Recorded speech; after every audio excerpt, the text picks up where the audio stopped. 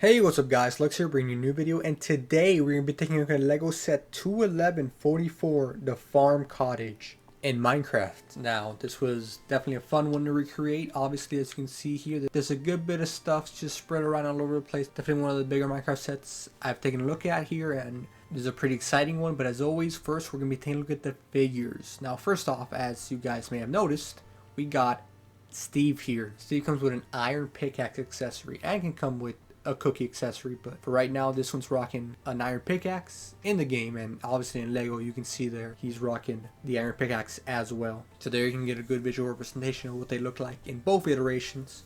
Pretty nice. Steve, nothing too special. We gotten them in recent sets, we got them in older sets, and we will continue to get them for infinity. So yeah, moving on.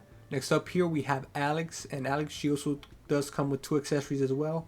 This is some seeds and a wood shovel, as you can see here, being more present in the game version. The accessories are nothing insane, but you know, a nice little addition to this set here. And yeah, it's again similar to Steve, Alex, we've been getting her for a while now, and again we'll continue to get her. So yeah, nothing too special about this figure. Next up here in the game, this is where he would typically be located in the set. And if we want to take a closer look at the actual Lego version, you can see here this is pretty accurate. Obviously represented well here. He comes with a bow and arrow accessory, similar to his in-game counterpart. Not really anything to complain about here. This is a good figure to get multitudes of, and just having an early one added to the set, it's never a bad thing.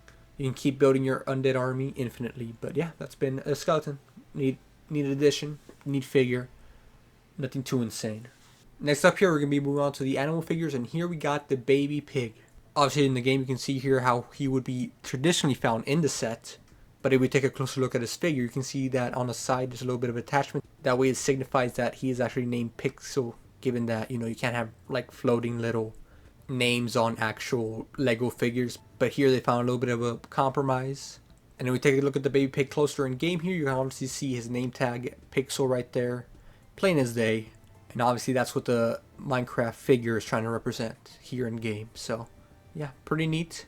Next up on our list, here we have the black rabbit. This is an adult rabbit, and similar to the pig, this one also has a name. The only unfortunate thing is, because as you can see in game here, he is put in place. This is because there's some barrier blocks around it, and you can't see the name tags through barrier blocks, so that's unfortunate. But this bunny here would be named Fluffy. He would be given that name tag, similar to how I did it in the actual set. That's what he's named here in the game, behind all these barrier blocks. So yeah, nice little black rabbit, a very nice inclusion. I believe only found in this set as well, so that's a nice little exclusive there. Moving on, here we have the brown rabbit. Now this one's meant to represent a baby rabbit. You can see that in actual Lego there, you can get a closer look at the smaller body type compared to the black adult rabbit that we took a look at earlier. Definitely a little bit smaller there, and as you can see, there's no real place to attach a name tag, so this one is not named anything, because it's physically impossible to do it in Lego and attach a name tag how you typically would. And the last animal figure included in the set is this horse right here, aka Max.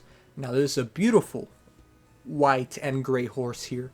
Obviously you can see the little bit of a texture in game, and obviously that's meant to represent the one that they include in the Lego set, following a similar pattern here. As you can see here, he comes with a saddle, as well as if you look at the Lego figure a bit closer, you can see there that are some bags or sacks attached to the horse there. Obviously that's meant to represent that this is meant to be a mule, but the figure itself looks a lot more like a horse in game than it does a mule.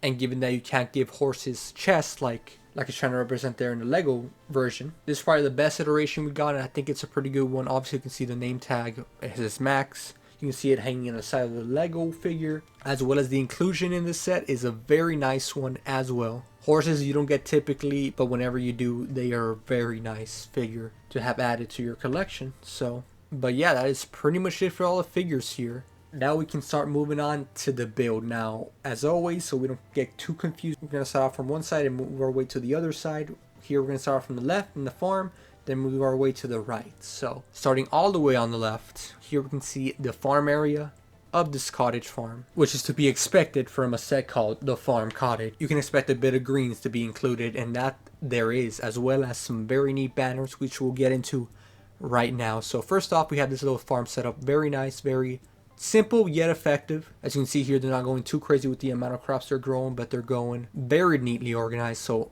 All the way here, we can see a little bit of a carrot banner. Obviously, I made this myself to try to represent the carrot banner that is included in the actual set as well, which is one of 3 exclusive banner prints included in the set. And obviously, these are here to label this farm area on what is being grown on each side. So on the far left here, we got the carrots. We got some mature carrots and some carrots in progress of growing. Moving to the middle of this farm, you can see some wheat growing as well as some premature wheat. And obviously, we can see here the wheat banner. I try to do my best here, so have mercy on me on the comments. But I think it came out pretty well here, trying to represent the one that obviously came in the set. And lastly, over here, all the way to the right, we have the beetroot section. Growing, you guessed it, some beetroot. Obviously labeled with that printed banner as well. I thought that was a pretty good section from the Lego build itself, and I think it represented itself very well in game as well. So yeah, a neat little area here. This is the farm side of the farm cottage, so it all works out here. Obviously moving a little bit forward, here we got the horse Max, which we took a closer look at when we took a look at the figures. Very nicely there. We move all the way down here to the front. Obviously we have Pixel, the baby pig here, surrounding a little bit of a fencing area. Obviously Steve and Alex here are most likely trying to grow a little bit of a pig farm, so that's why I got this little guy here fenced up. Here we got a little bit of a rabbit just minding his own business. Not enclosed here, but just trying to make his way towards the crops back there. Moving a little bit to the right of this farm, you can also see a little bit of a flower just growing to the side. Nothing too special. Moving back here, we can see the front of the farm cottage. Here we can see some sugarcane growing on some sand, which is the preferred block that I choose. So I respect the designer slash Steve and Alex's choice here. Moving to the left, we can see the entrance, the actual doorway to the structure itself. We also got a little bit of a furnace located outside here, as well as a map print. As you can see in the Lego set, it's a nice piece and print that's been used multiple times, but it's still nice to get. And in game here, you can see a filled in map of the area on an item frame. So pretty neat here. Moving more to the right of this set, we can take a closer look at the interior. If we go inside, you can see here there's a bright yellow bed as well as a crafting table. Some basic living utilities here. One bed, I guess they share it or take night shifts, but yeah, not too crazy of an interior in this home. You can see that the cottage farm here is made out of a mix of some wood planks, some of the darker kind and the regular oak kind, as well as some bricks just scattered about. In addition to that, we also got some glass panes just to round it all out.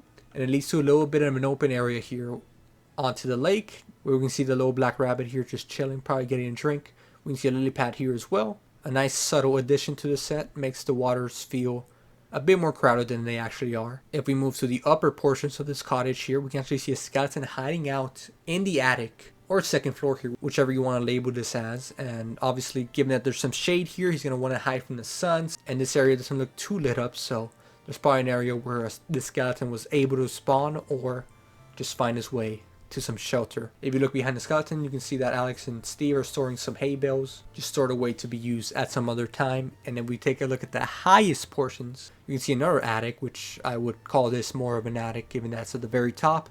But it doesn't look like they're storing too much in this attic portion. But there looks like to be a little bit of a balcony, or maybe even a diving board from the top into the water. Hope they don't hit that lily pad.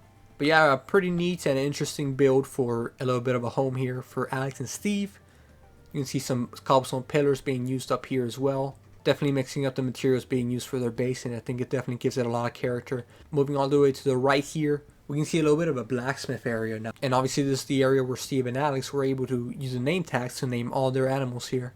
Obviously here they have a little bit of an anvil, which is necessary to rename name tags, so that's a good inclusion here. You can see on the side there's a little bit of a lava block, which in the context of the game doesn't make too much sense, but as a whole, blacksmithing does involve, you know, some heat and some cooling. So when you're thinking about it in real life terms, it does make sense that they have a little bit of a heating area for any possible future tools that they're going to want to use in this blacksmith area on the anvil. Moving on to this chest, you can actually see the fine supply of name tags they have here. They even have some name tags that already have names on them, so they're ready for the future. And any new pets are going to wander around. So here we have Dinner, here we have Bone, and here we have Lida. I may be pronouncing that final name wrong, and if so, apologies. But Dinner and Bone, you guys, if you're familiar with Minecraft, obviously if you get a name tag, name it Dinner Bone, put it on a horse, it makes the horse turn upside down.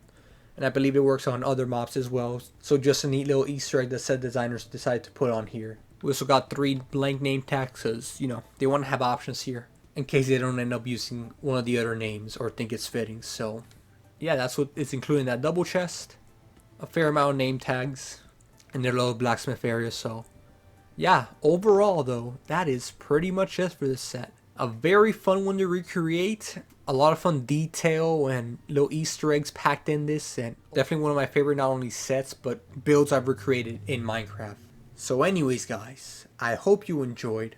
Tell me what you think down below about my recreation. What could I have done better?